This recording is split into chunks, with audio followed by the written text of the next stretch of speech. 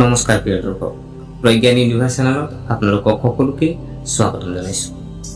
প্ৰিয় দৰ্শক, জ্যোতিষত বৃহস্পতি গ্ৰহক জ্ঞান, ধন, সৌভাগ্য, বিবাহ, সন্তান, সফলতা, মংগল গ্ৰহ বুলি গণ্য কৰা হয়। যেতিয়া বৃহস্পতিয়ে নিজৰ গতিপথ সলনি কৰে বা নতুন নক্ষত্ৰ মণ্ডলত প্ৰৱেশ কৰে, তেতিয়াই ইয়াৰ প্ৰভাৱ 12টা ৰাশিৰ সকলোতে অনুভৱ কৰা হয়। কিন্তু এইবাৰ বৃহস্পতিৰ নক্ষত্ৰ পৰিৱৰ্তনক কিছুমান ৰাশিৰ বাবে অত্যন্ত শুভ আৰু ফলপ্ৰসূ বুলি গণ্য কৰা হৈছে। জ্যোতিষৰ হিচাপ অনুসৰি 2026 চনৰ 18 জুনত বৃহস্পতি পুষ্য নক্ষত্ৰত প্ৰৱেশ কৰিব আৰু পুষ্য নক্ষত্ৰক সকলো নক্ষত্ৰৰ ভিতৰত আটাইতকৈ শুভ বুলি গণ্য কৰা হয়। এই নক্ষত্ৰ মণ্ডলৰ সময়ত গ্ৰহণ কৰা কামে সফলতা আনে বুলি কোৱা হয়। তাৎপৰ্যপূৰ্ণভাৱে বৃহস্পতি বৰ্তমান ইয়াৰ উচ্চ ৰাশি কৰ্কট ৰাশিত আছে, যাৰ ফলত ইয়াৰ প্ৰভাৱ আৰু অধিক শক্তিশালী হৈ পৰিছে। এনে পৰিস্থিতিত 18 জুনৰ পাছত হঠাৎ কিছু ৰাশিৰ ভাগ্য সলনি হ'ব পাৰে। বাকী থকা কামবোৰ সম্পূৰ্ণ হ'ব, আবদ্ধ হৈ থকা ধন উদ্ধাৰ হ'ব পাৰে, চাকৰি আৰু ব্যৱসায়ত সফলতাৰ সৃষ্টি হ'ব আৰু বহুতে জীৱনত নতুন সুযোগ বিচাৰি পাব পাৰে। আজিৰ ভিডিঅ'টোত আমি বিতংভাৱে অন্বেষণ কৰিম যে বৃহস্পতিৰ পুষ্য নক্ষত্ৰৰ প্ৰৱেশৰ ফলত কোন 4টা ৰাশিয়ে সৰ্বাধিক লাভৱান হ'ব। বৃহস্পতিৰ আশীৰ্বাদ লাভ কৰিবলৈ আপুনি ব্যৱহাৰ কৰিব পৰা কিছুমান প্ৰতিকাৰো আমি শিকিম। গতিকে ভিডিঅ'টো শেষলৈকে নিশ্চয় চাব। ভগৱান বিষ্ণু আৰু বৃহস্পতিৰ আশীৰ্বাদ বিচাৰিলে ভিডিঅ'টোত লাইক কৰি জয় গুৰুদেৱ বুলি কমেণ্ট কৰিব। গতিকে পলম নকৰি আহকচোন ভিডিঅ'টো আৰম্ভ কৰোঁ। প্ৰিয় দৰ্শক, পুষ্য নক্ষত্ৰত বৃহস্পতিৰ প্ৰৱেশ কিয় বিশেষ, প্ৰথমতে আমি এইটো জানিব। বৈদিক জ্যোতিষত পুষ্য নক্ষত্ৰক অতি পবিত্ৰ আৰু শুভ বুলি গণ্য কৰা হয়। শনি এই নক্ষত্ৰৰ শাসক গ্ৰহ, আনহাতে দেৱতাৰ গুৰু বৃহস্পতি ইয়াত প্ৰৱেশ কৰিবলৈ ওলাইছে। যেতিয়া বৃহস্পতি আৰু শনিৰ মাজত এনে এক বিশেষ সম্পৰ্ক গঢ় লৈ উঠে, তেতিয়া জীৱনত স্থিৰতা, সফলতা আৰু আৰ্থিক শক্তিৰ উন্মেষ ঘটিবলৈ আৰম্ভ কৰে। পুষ্য নক্ষত্ৰত পুষ্টিৰ নক্ষত্ৰ বুলি জনা যায়, অৰ্থাৎ এই সময়ছোৱাত কৰা প্ৰচেষ্টাই ক্ৰমান্বয়ে উল্লেখযোগ্য লাভৰ ফল দিয়ে। বহু মানুহৰ সৌভাগ্য হঠাৎ জিলিকি উঠিব পাৰে, দীৰ্ঘদিনীয়া কামবোৰ সম্পূৰ্ণ হ'ব পাৰে আৰু আৰ্থিক মংগলৰ যথেষ্ট উন্নতি দেখা যাব পাৰে। এতিয়া এই প্ৰৱেশৰ দ্বাৰা সৰ্বাধিক লাভৱান হ'ব পৰা 4টা ৰাশিৰ বিষয়ে জানো। প্ৰিয় দৰ্শক, প্ৰথম ৰাশিটো হৈছে আপোনাৰ কৰ্কট ৰাশি। কৰ্কট ৰাশিৰ বাবে বৃহস্পতিৰ এই নক্ষত্ৰ পৰিৱৰ্তনক আশীৰ্বাদ বুলি গণ্য কৰা হয়। আপোনাৰ ৰাশিত বৃহস্পতি গ্ৰহ ইতিমধ্যে উচ্চ স্থানত আছে আৰু এতিয়া পুষ্য নক্ষত্ৰ মণ্ডলত প্ৰৱেশ কৰিলে আৰু অধিক শুভ ফলাফল কঢ়িয়াই আনিব। 18 জুন তাৰিখৰ পিছত আপোনাৰ জীৱনত বহুতো ইতিবাচক পৰিৱৰ্তন হ'বলৈ আৰম্ভ কৰিব পাৰে। যিসকলে কৰ্মৰত আছে তেওঁলোকে কৰ্মক্ষেত্ৰত নতুন দায়িত্ব লাভ কৰিব পাৰে। চিনিয়ৰসকলে আপোনাৰ কামত সন্তুষ্ট হ'ব আৰু হয়তো আপোনাৰ কঠোৰ পৰিশ্ৰমৰ প্ৰশংসা কৰিব। বহুতে পদোন্নতি বা দৰমহা বৃদ্ধিৰ ভাল খবৰো পাব পাৰে। যদি আপুনি বহুত দিনৰ পৰা চাকৰি সলনি কৰাৰ কথা চিন্তা কৰি আছে, তেন্তে এতিয়া এই এটা ভাল অফাৰ পোৱাৰ সময়। চৰকাৰী চাকৰিৰ বাবে সাজু হোৱা সকলেও এই সময়ছোৱাত লাভ কৰিব পাৰে ভাল খবৰ। ব্যৱসায়ৰ লগত জড়িত সকলৰ বাবেও এই সময়খিনি হ'ব এক সুন্দৰ সময়। আবদ্ধ হৈ থকা ধন উদ্ধাৰ কৰিব পাৰে, নতুন ক্লায়েণ্ট পোৱাৰ সম্ভাৱনা থাকে আৰু পুৰণি বিনিয়োগে লাভৰ সৃষ্টি কৰিব পাৰে। নতুন ব্যৱসায় আৰম্ভ কৰিব বিচৰা সকলৰ বাবেও এই সময় অনুকূল হ'ব। পৰিয়ালটোত এক সুখৰ পৰিৱেশ সৃষ্টি হ'ব। কোনোবা শুভ অনুষ্ঠান ঘৰতে হ'ব পাৰে। মাক দেউতাকৰ পৰা সহায় লাভ কৰিব। মানসিক চাপ ক্ৰমান্বয়ে কমি যাব। স্বাস্থ্যৰ অৱস্থাও উন্নত হ'ব। দীৰ্ঘদিনীয়া যিকোনো সমস্যা সকাহ পাব পাৰে। সামগ্ৰিকভাৱে 18 জুন তাৰিখৰ পিছত কৰ্কট ৰাশিৰ ভাগ্যৰ দ্ৰুত পৰিৱৰ্তন হ'ব পাৰে। প্ৰিয় দৰ্শক, ইয়াৰ পিছৰ ৰাশি যদি চোৱা হয়, 1 নম্বৰ ৰাশি যিহেতু আমি কৰ্কট ৰাশি আমি গম পালো, এতিয়া 2 নম্বৰ ৰাশি যদি চাওঁ, দ্বিতীয় ৰাশি যদি চোৱা হয় কন্যা ৰাশি। এতিয়া কন্যা ৰাশিৰ কথা কওঁ। কন্যা ৰাশিৰ বাবেও বৃহস্পতি নক্ষত্ৰ মণ্ডলত বৃহস্পতিৰ এই প্ৰৱেশ আৰ্থিক দিশত অতি উপকাৰী বুলি প্ৰমাণিত হ'ব পাৰে। দীৰ্ঘদিন ধৰি স্থবিৰ হৈ থকা প্ৰকল্পসমূহ ক্ৰমান্বয়ে সম্পূৰ্ণ হ'বলৈ আৰম্ভ কৰিব। যিসকলৰ ধন কৰবাত আবদ্ধ হৈ আছিল, তেওঁলোকে সকাহ পোৱাৰ আশা কৰা হৈছে।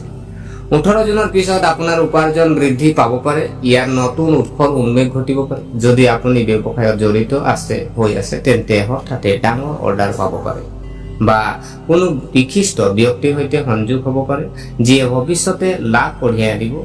ষ্টক মাৰ্কেট, সম্পত্তি বা অন্যান্য বিনিয়োগৰ লগত জড়িত সকলেও যথেষ্ট লাভৱান হ'ব পাৰে। পুৰণি বিনিয়োগে ভাল লাভৰ সম্ভাৱনা আছে। এই সময়ছোৱাত কৰ্মসংস্থাপন থকা সকলৰ বাবেও শুভ হ'ব। কৰ্মক্ষেত্ৰত আপোনাৰ ভাৱমূৰ্তি শক্তিশালী হ'ব আৰু জ্যেষ্ঠসকল আপোনাৰ কামত আপ্লুত হ'ব। নতুন দায়িত্বই আপোনাৰ আত্মবিশ্বাস বৃদ্ধি কৰিব। এই সময়খিনিও ছাত্ৰ ছাত্ৰীৰ বাবে অতি উত্তম বুলি গণ্য কৰা হয়। তেওঁলোকে পঢ়া শুনাত মনোনিৱেশ কৰিব আৰু প্ৰতিযোগিতামূলক পৰীক্ষাত সফলতাৰ সম্ভাৱনা আছে। বহিৰাজ্যত পঢ়াৰ সপোন দেখা ছাত্ৰ ছাত্ৰী সকলেও পাব পাৰে ভাল খবৰ। পৰিয়ালত শান্তি আৰু সুখ থাকিব। বৈবাহিক জীৱনত মধুৰ হৈ পৰিব আৰু সম্পৰ্কত চলি থকা খুব বুজাবুজিৰ সমাধান হ'ব পাৰে। অৱশ্যে খৰচৰ ওপৰত কিছু নিয়ন্ত্ৰণ প্ৰয়োজন হ'ব। চিন্তা নকৰাকৈ টকা খৰচ কৰাৰ পৰা বিৰত থাকক। যদি উপযুক্ত প্ৰচেষ্টা চলোৱা হয় তেন্তে এইবাৰ কন্যা ৰাশিৰ জাতক জাতিকাসকলক আৰ্থিক আৰু কেৰিয়াৰ দুয়োটা ক্ষেত্ৰতে বৃহৎ সফলতা কঢ়িয়াই আনিব পাৰে। প্ৰিয় দৰ্শক, এতিয়া আমি জানো আহক ধনু ৰাশি। ইয়াৰ পিছত ৰাশি যদি চাওঁ 3 নম্বৰ ৰাশি ধনু ৰাশি। এতিয়া ধনু ৰাশিৰ কথা কওঁ। ধনু ৰাশিৰ শাসক গ্ৰহ নিজেই বৃহস্পতি। গতিকে বৃহস্পতিৰ নক্ষত্ৰ পৰিৱৰ্তন আপোনাৰ বাবে অতি গুৰুত্বপূৰ্ণ বুলি বিবেচিত হৈছে। 18 জুন তাৰিখৰ পিছত আপোনাৰ জীৱনলৈ নতুন শক্তি আৰু নতুন সুযোগৰ প্ৰৱাহ আৰম্ভ হ'ব পাৰে। দীৰ্ঘদিন ধৰি চাকৰিৰ সন্ধানত থকা সকলে সফলতা লাভ কৰাৰ সম্ভাৱনা থাকে। সাক্ষাৎকাৰত ভাল ফলাফল পাব পাৰে। যিসকলে ইতিমধ্যে নিযুক্তি লাভ কৰিছে তেওঁলোকে কাৰ্যালয়ত উন্নত প্ৰদৰ্শন আৰু সন্মান বৃদ্ধি হোৱা দেখিব। ব্যৱসায়ৰ লগত জড়িত সকলৰ বাবে এই সময় সোণালী সময়তকৈ কম নহয়। ব্যৱসায়ত সম্প্ৰসাৰণৰ সম্ভাৱনা আছে। নতুন চুক্তি চূড়ান্ত হ'ব পাৰে আৰু আপোনাৰ আৰ্থিক অৱস্থা শক্তিশালী হোৱা যেন লাগিব। যদি আপুনি কোনো আইনী বিষয়ত বা আৰ্থিক সমস্যাত আবদ্ধ হৈ পৰিছিল তেন্তে ক্ৰমান্বয়ে আপুনি সকাহ পাব। আবদ্ধ হৈ থকা ধন উদ্ধাৰ হ'ব পাৰে। এই সময়ত আপোনাৰ আত্মবিশ্বাস বাঢ়িব। মানুহে আপোনাৰ কথা মূল্য দিব আৰু আপোনাৰ সামাজিক স্থান বাঢ়িব পাৰে। পাৰিবাৰিক জীৱনতো ভাল হ'ব। আপুনি আপোনাৰ ভাই ভনীৰ পৰা সমৰ্থন লাভ কৰিব আৰু পৰিয়ালৰ ভিতৰত সুখৰ প্ৰাধান্য থাকিব। বহুতে বাহন বা সম্পত্তি ক্ৰয় কৰাৰ সুযোগ পাব পাৰে। অৱশ্যে এই সময়ত খং নিয়ন্ত্ৰণ কৰাটো গুৰুত্বপূৰ্ণ হ'ব। খৰখেদাকৈ কোনো ধৰণৰ সিদ্ধান্ত লোৱাৰ পৰা বিৰত থাকক। কঠোৰ পৰিশ্ৰম কৰি থাকিলে বৃহস্পতিৰ আশীৰ্বাদত জীৱনত মহান সফলতা লাভ কৰিব পাৰি। প্ৰিয় দৰ্শক, 4 নম্বৰ এতিয়া চতুৰ্থ ৰাশি যদি চাওঁ মীন ৰাশি। এতিয়া মীন ৰাশিৰ কথা কওঁ।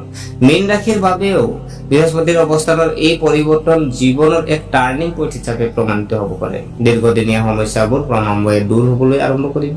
18 জুনৰ পিছত আপোনাৰ পাৰিবাৰিক জীৱন যথেষ্ট ভাল হ'ব। ঘৰত শান্তি আৰু সুখৰ পৰিৱেশ বিৰাজ কৰিব। পৰিয়ালৰ কাৰোবাৰ লগত যদি কিবা অসংগতি হৈছিল তেন্তে সম্পৰ্কবোৰ ভাল হ'ব পাৰে। যিসকল অবিবাহিত তেওঁলোকে ভাল মিল পোৱাৰ সম্ভাৱনা থাকে। বিবাহিত জাতক জাতিকাৰ বৈবাহিক জীৱনটো উন্নতি হ'ব। সময় আপোনাৰ কেৰিয়াৰৰ বাবেও শুভ হ'ব। কৰ্মক্ষেত্ৰত নতুন দায়িত্ব লাভ কৰিব পাৰে। যদি আপুনি নতুন প্ৰজেক্টত কাম কৰি আছে তেন্তে সফলতাৰ সম্ভাৱনা আছে। ব্যৱসায়ীসকলো লাভৱান হ'ব। নতুন পৰিকল্পনাই হয়তো লাভ আৰু ব্যৱসায়ৰ বৃদ্ধি আনিব পাৰে। আৰ্থিক অৱস্থা সুদৃঢ় হ'ব। দীৰ্ঘদিনীয়া কামবোৰ সম্পূৰ্ণ হ'ব পাৰে। অৰ্থাৎ আৰ্থিক লাভৰ সম্ভাৱনা আছে। এই সময়ছোৱাত আপোনাৰ মানসিক অৱস্থাও যথেষ্ট উন্নত হ'ব। আত্মবিশ্বাস বাঢ়িব আৰু ইতিবাচকতা আপোনাৰ জীৱনত প্ৰৱেশ কৰিব। যদি আপুনি আধ্যাত্মিক সাধনাৰ প্ৰতি আগ্ৰহী তেন্তে এইবাৰ আপোনাৰ আগ্ৰহ বৃদ্ধি পাব পাৰে। ভগৱান বিষ্ণুৰ আশীৰ্বাদত আপুনি আপোনাৰ জীৱনত সুখ আৰু শান্তি অনুভৱ কৰিব। প্ৰিয় দৰ্শক, আমি যদি চাওঁ বৃহস্পতিৰ আমি প্ৰতিকাৰ এতিয়া চাওঁ বন্ধুসকল। যদি আপোনালোকে বৃহস্পতিৰ আশীৰ্বাদ বিচাৰে তেন্তে কিছুমান সহজ প্ৰতিকাৰ চেষ্টা কৰিব পাৰে। প্ৰতি বৃহস্পতিবাৰে ভগৱান বিষ্ণুক পূজা কৰক। হালধীয়া কাপোৰ পিন্ধক। এজোপা কলৰ গছত পানী পৰক। হালধীয়া ৰঙৰ বস্তু যেনে হালধি, বুট দালি বা হালধীয়া কাপোৰ আপুনি ব্ৰাহ্মণক আপুনি দান কৰিব পাৰে। আৰু বৃহস্পতিবাৰে ওম ব্ৰীং বৃহস্পতি নমঃ মন্ত্ৰ জপ কৰক। এই প্ৰতিকাৰসমূহৰ অভ্যাস কৰিলে আপুনি বৃহস্পতি গ্ৰহ শক্তিশালী হয় আৰু জীৱনত সুখ আৰু সমৃদ্ধি বৃদ্ধি পায়। গতিকে প্ৰিয় দৰ্শক, 2024 চনৰ 18 জুনত বৃহস্পতিৰ পুষ্য নক্ষত্ৰত প্ৰৱেশে বহু ৰাশিৰ বাবে শুভ সুযোগ কঢ়িয়াই আনিব। বিশেষকৈ কৰ্কট, কন্যা, ধনু আৰু মীন ৰাশিত এই সময়ছোৱাত তেওঁলোকৰ কেৰিয়াৰ, ব্যৱসায়, বিত্তীয় আৰু সম্পৰ্কত ইতিবাচক পৰিৱৰ্তন হ'ব পাৰে। যদি আপুনি আপোনাৰ ৰাশি এইবোৰৰ ভিতৰত এটা হয় তেন্তে আগন্তুক সময়ে আপোনাৰ বাবে নতুন আশা আৰু নতুন সফলতা কঢ়িয়াই আনিব পাৰে। প্ৰিয় দৰ্শক, গতিকে আশা কৰিছো আপোনালোকে ভিডিঅ'টো চাই ভাল পালে। যদি এই ভিডিঅ' আপোনাক কিঞ্চিত মানুহ লাভান্বিত কৰিলে তেনেহ'লে ভিডিঅ'টো লাইক কৰিব আৰু যিমান পাৰে আপোনালোকৰ পৰিয়ালবৰ্গ আপোনালোকৰ বন্ধু বান্ধৱীৰ লগত ভিডিঅ' শ্বেয়াৰ কৰক আৰু কমেণ্ট বক্সত জয় গুৰুদেৱ আপোনালোকে কমেণ্ট কৰক আৰু আমাৰ চেনেলটো যদিহে ছাবস্ক্ৰাইব কৰা নাই অনুগ্ৰহ কৰি ছাবস্ক্ৰাইব কৰি আমাক উৎসাহিত কৰিব বুলি আশা থাকিলে পুনৰ লগ পোৱাৰ প্ৰতিশ্ৰুতিৰে আজিলৈ বিদায় মাগিলোঁ। ধন্যবাদ।